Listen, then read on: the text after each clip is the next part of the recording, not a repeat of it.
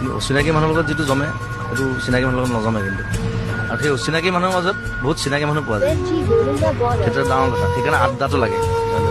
আজিকালি আড্ডা নামাৰে ল'ৰা ছোৱালী